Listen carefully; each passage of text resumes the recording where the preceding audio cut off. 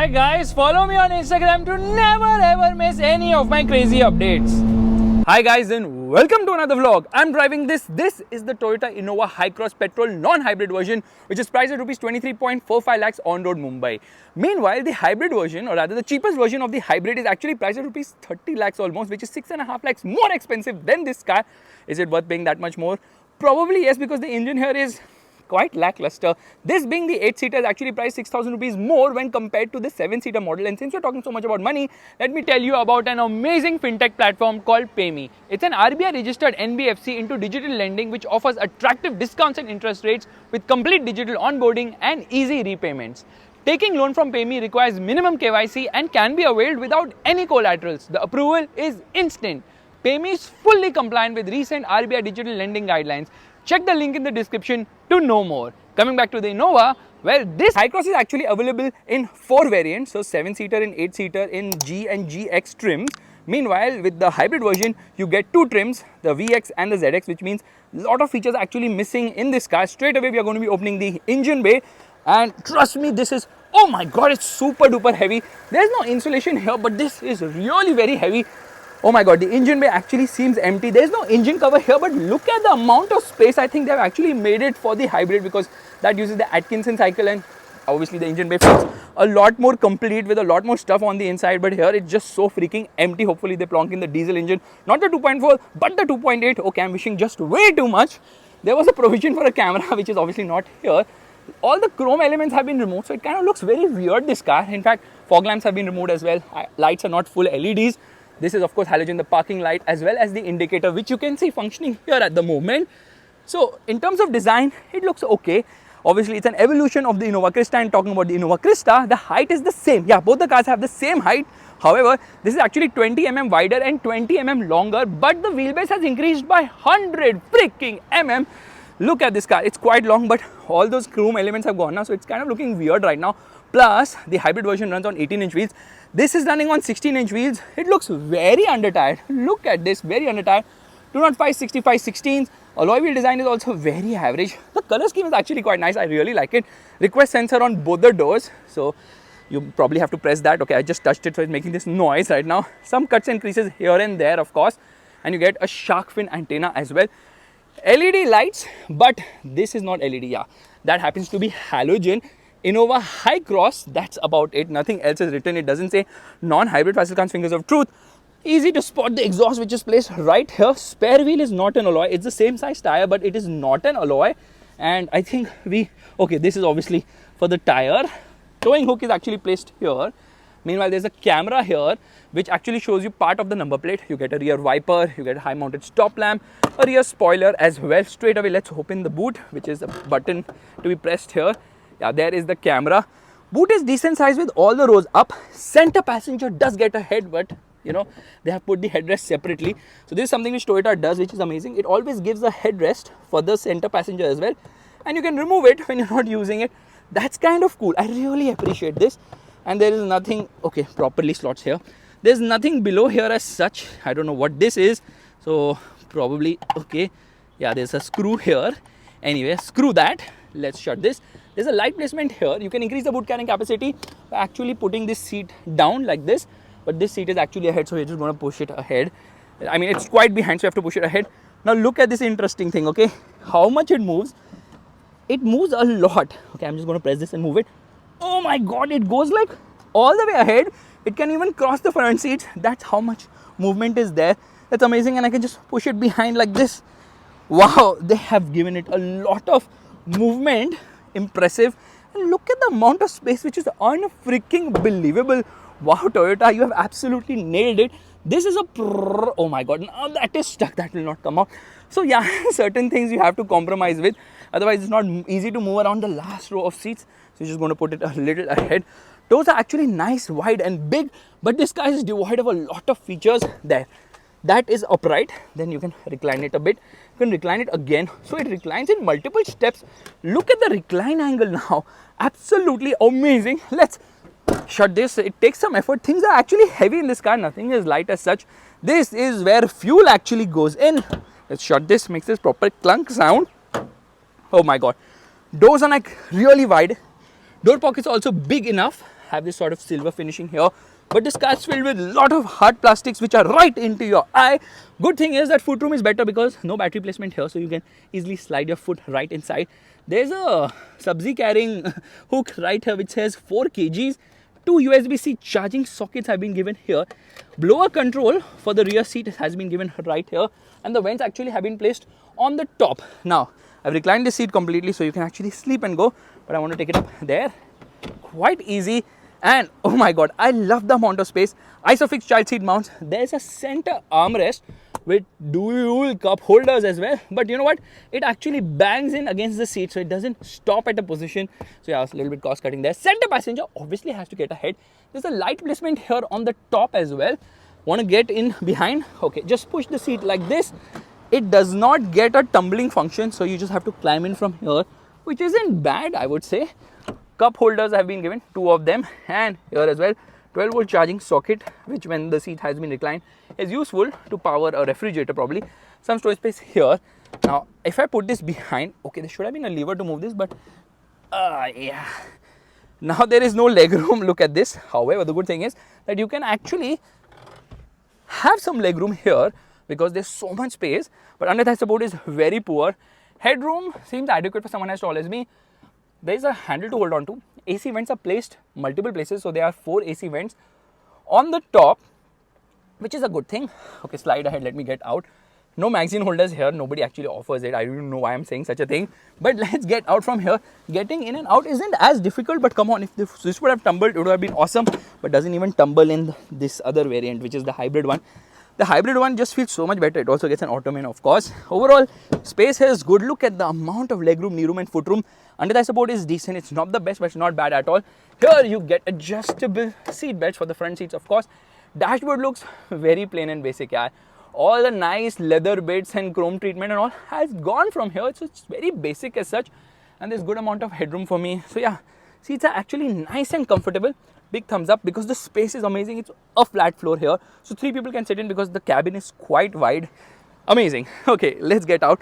You know what, I'm starting to really like this car because it has so much space now, something which an Innova should always have because it's a people mover at the end of the day. I've not shown you the key.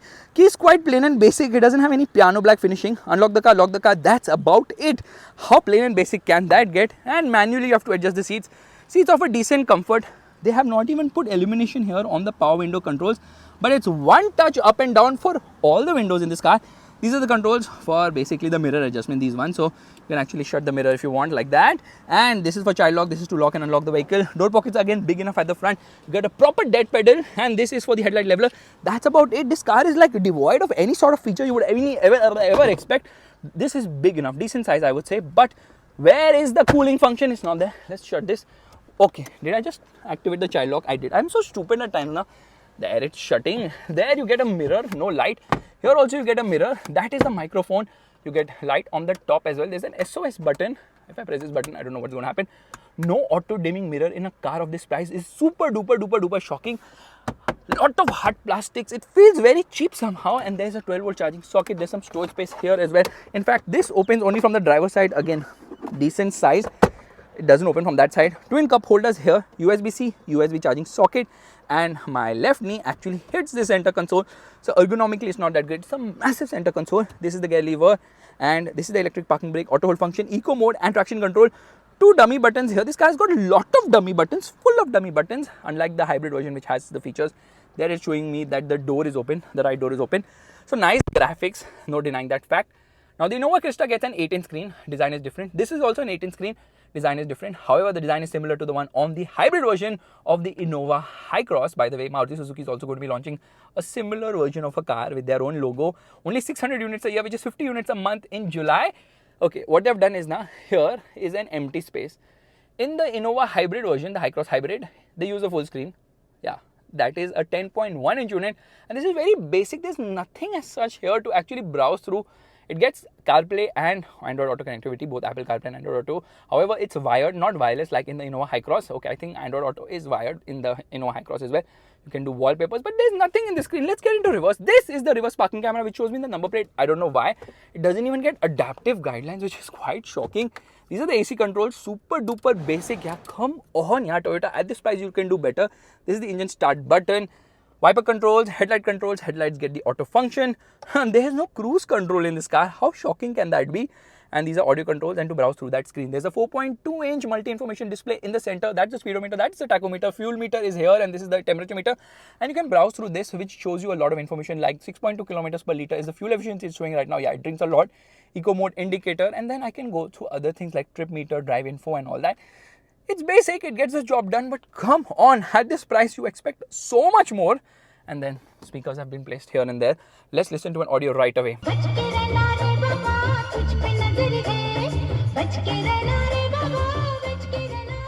Audio quality is actually average, but I expected better design of the dashboard and better quality. So many hard plastics right into your freaking face all the time.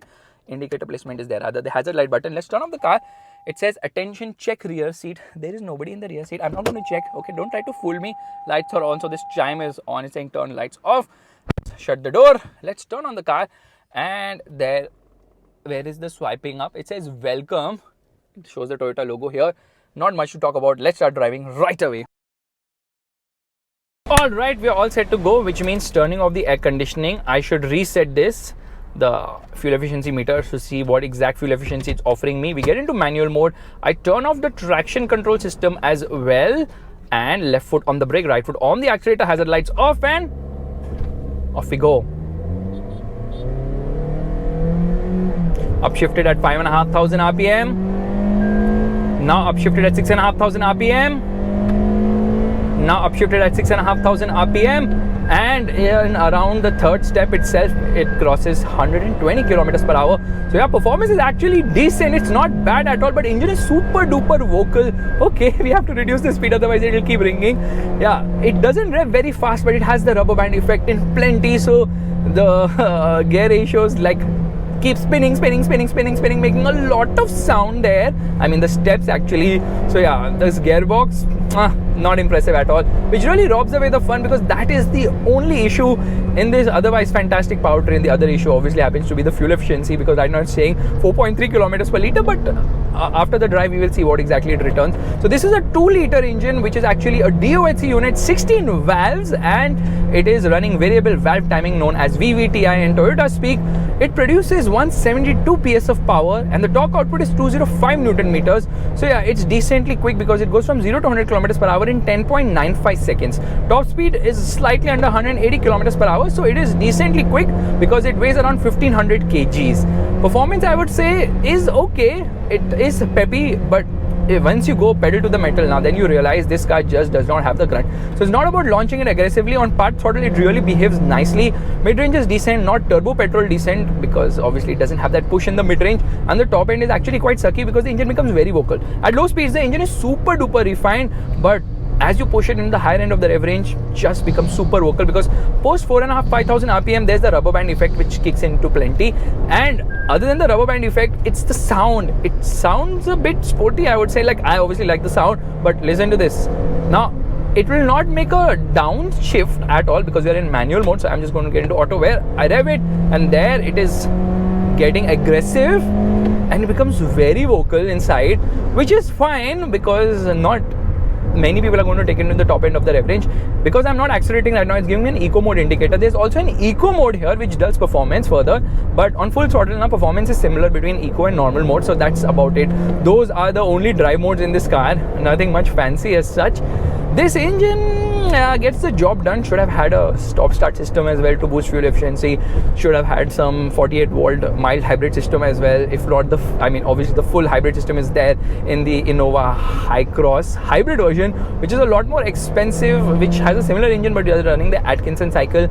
Lesser output from the engine, but then the battery gives it a lot more oomph as such. Every time I get into the throttle now, I can feel and hear the way the tachometer needle swings. The tachometer needle is not in sync with reality, because the sound and the movement is just not aligned at all. So it does something completely different. Hazard lights on. We are going to do the brake test. Check this out. Brakes are not good. It makes a lot of sound, and off we go. I noticed another thing, that traction control system automatically turns off after a certain speed. So this is a character of the latest cars. where traction control automatically turns off, which is disappointing. Around the corners, body roll is better contained, doesn't have the feel as such. The steering is also quite light, doesn't inspire confidence as such to push hard, and along with the reduced body roll, the ride is also improved dramatically because this is obviously a monocoque platform car.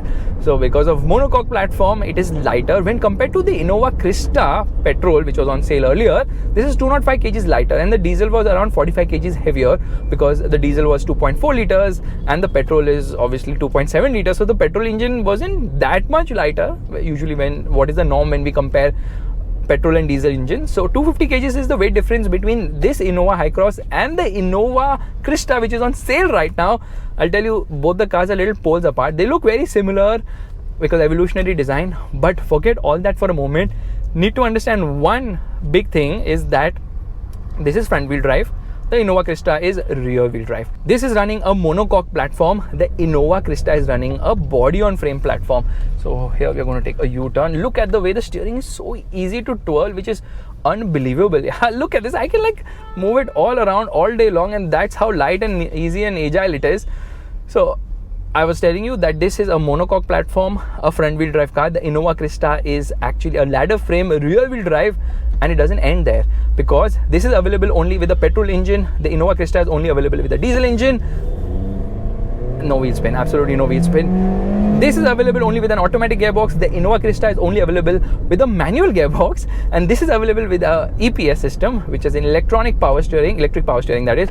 Meanwhile, the Innova Crysta is only available with the hydraulic power steering, so the steering is much more heavier there. It is much lighter here. In terms of ride quality, this is much better, but I think the shock absorber quality on the Innova Crysta is slightly better and it's more rugged, so even on the worst of roads, it takes that thrashing without sounding like it's going to break anything. This car not so much, but because it's a body on frame, the Innova Crysta that is, it has that vertical movement. This car's monocoque platform ensures there is no vertical movement, and that's the reason why the ride quality here is so much better. Even the handling is better, but it doesn't inspire confidence at all. Like when I go through a corner at speed, I realize that the tires don't have much grip at all. But not many people are going to be pushing this car, obviously. Not many people are going to be buying this car because the Innova Crysta is priced only 82,000 rupees more when compared to this Innova Hycross non-hybrid version for the same GX trim. Obviously, this is more modern and easier to drive and easier to live with, but with the Innova Crysta, you get a diesel engine, and a diesel is a diesel. If you've seen the thumbnail of this video, you know that. I swear by it because a diesel engine has the initial torque. It's a manual, which means it has more driving feel. It is rear wheel drive, which means you can do a little bit of drifts and burnouts as well.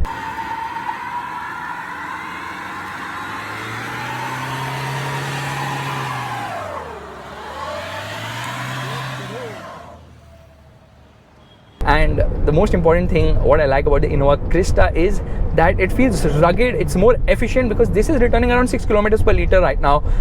You will never see double-digit numbers because in the city it will only return single-digit numbers. Out on the highway, it might just touch double-digit numbers, but this is not an efficient car by any means of imagination. It drinks, and it drinks a lot. It has a 52-liter fuel tank when ideally it should have had a 250-liter fuel tank because you're certainly going to be going from one pump to another because this car does have quite a drinking habit.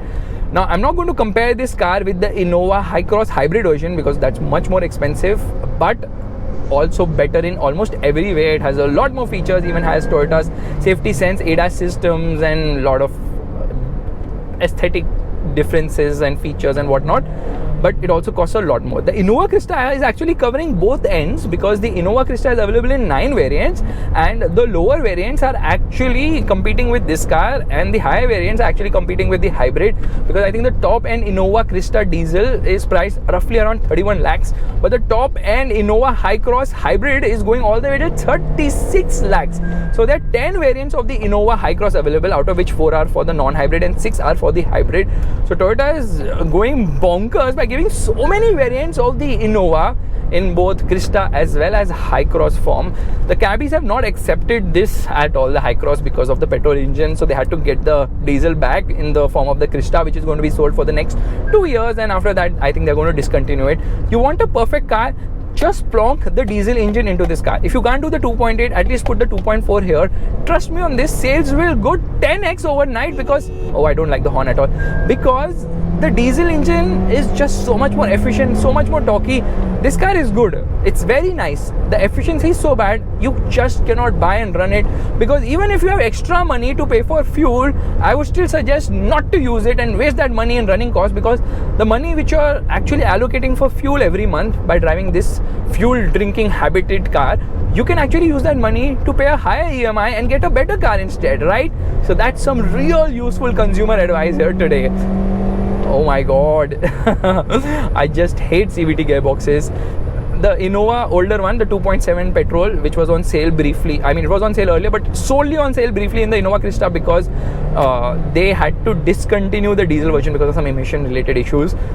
That car, the petrol, the 2.7 liter, produced 166 horsepower and 245 Newton meters of torque. This one is producing 40 Newton meters lesser torque, because there is absolutely no replacement. Yeah, there is absolutely no replacement for displacement, and with the higher displacement there, it had more torque as well, because the only replacement for displacement is a turbocharger. But when you talk about globally famous Japanese car makers, it's Honda and Toyota, and neither of them are offering us turbocharged engines in India actually. Traction control off, revving the motor. Yeah, turbocharged petrol engines. Oh, little bit of wheel spin. Yeah, those Japanese car makers are not offering us turbocharged petrol engines. I would have actually taken Suzuki's name as well, but Suzuki saved itself by getting the Fronx with the booster jet. The booster jet is back. I don't know what is stopping Toyota and Honda from getting turbocharged petrol engines in India. They have these engines abroad, but then obviously someone has to give stepmotherly treatment to India, and Toyota and Honda are at the forefront of such activities right now. This car is so much easier to live with. Trust me, the steering is so light, it's so easy. When I was removing it from my parking now, I was like, what? It's already done. It's just so easy. Let's go.